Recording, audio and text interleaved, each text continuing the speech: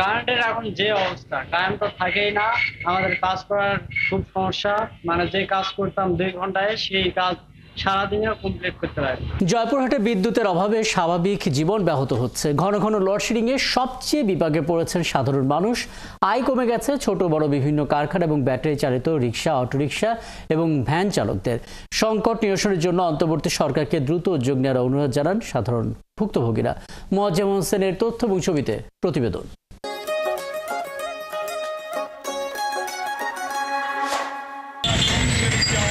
ভাদ্রের তালপাকা গরমে এমনিতেই অতিষ্ঠ জনজীবন, তার উপর থাকছে না বিদ্যুৎ। এতে দুর্ভোগ চরমে পৌঁছেছে জয়পুরহাটে।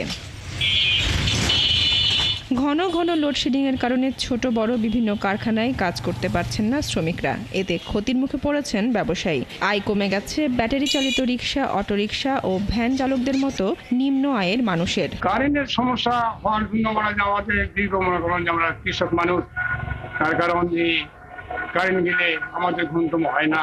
কারেন্টের এখন যে অবস্থা, কারেন্ট তো থাকেই না। আমাদের কাজ করার খুব সমস্যা। মানে যে কাজ করতাম 2 ঘন্টায়, সেই কাজ সারাদিনে কমপ্লিট করতে পারি। একইভাবে লোডশেডিংয়ের প্রভাব পড়েছে গরু মুরগির খামার সহ হ্যাচারিতে। গ্রাম সহ জেলার প্রায় সব জায়গায় দিনে 8 থেকে 10 ঘন্টা লোডশেডিং হচ্ছে। আজকে রাত্রে 4বার করে কারেন্ট দেওয়ার জন্য 41টা গাড়ি বাড়াতে পারেনি।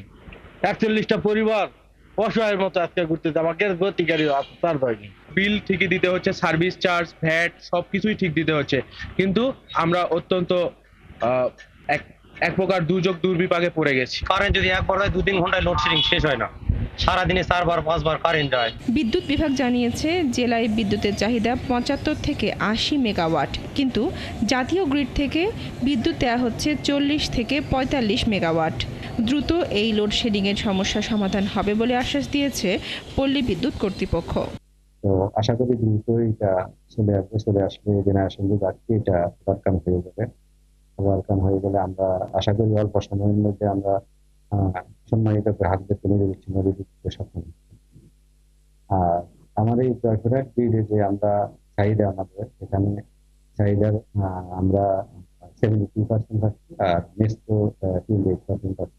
পল্লী বিদ্যুৎ ছাড়াও নর্দার্ন ইলেকট্রিসিটি সাপ্লাই নেস্কোর আওতাধীন শহর ও এর আশেপাশের 35 কিলোমিটার এলাকায় 33,000 গ্রাহকের জন্য 17 মেগাওয়াটের বিপরীতে বিদ্যুৎ পাওয়া যাচ্ছে মাত্র 7 থেকে 8 মেগাওয়াট।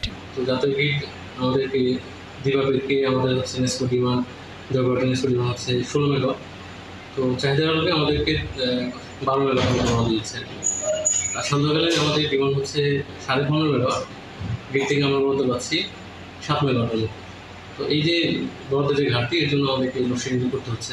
বিদ্যুৎ সংকট নিরসনের জন্য অন্তর্বর্তী সরকারকে দ্রুত উদ্যোগ নেওয়ার অনুরোধ জানিয়েছেন ভুক্তভোগীরা।